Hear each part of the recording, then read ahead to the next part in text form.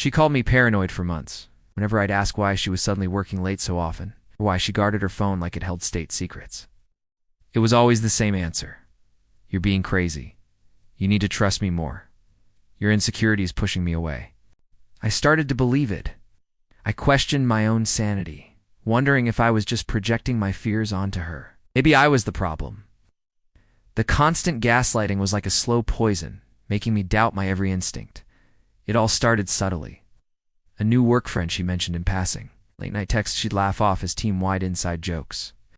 The excuses were always plausible, just enough to make me feel guilty for questioning them.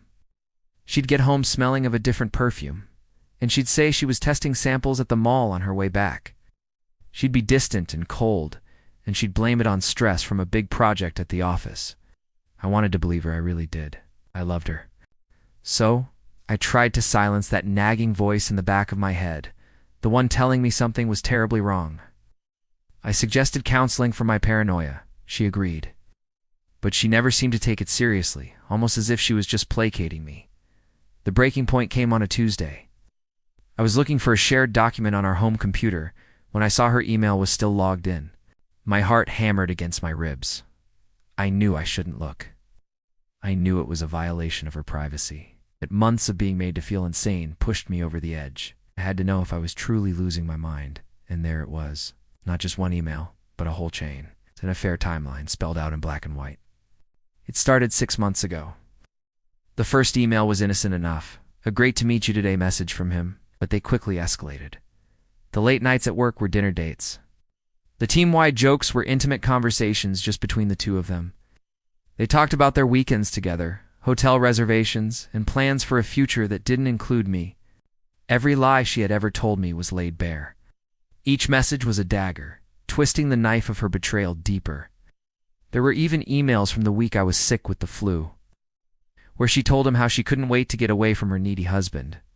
The most painful part was seeing the dates. The timeline proved that every single time my gut screamed that something was off, I was right. I wasn't paranoid. I wasn't insecure. My intuition had been trying to protect me all along, and she had systematically tried to destroy it. I wasn't crazy for thinking she was cheating. I would have been crazy to keep ignoring the signs. That night, I printed every single email. When she came home and started her usual routine of calling me clingy, I didn't say a word. I just laid the papers out on the kitchen table. It's the affair timeline. Her face went pale. For the first time in months, she had nothing to say. There were no more lies, no more gaslighting, just the ugly, undeniable truth. In that moment, even with my world falling apart, I felt a strange sense of relief. I wasn't crazy, and I was finally free. Thanks for listening to my story. If you've ever been in a similar situation, know that you should always trust your gut. Don't forget to like and subscribe for more content.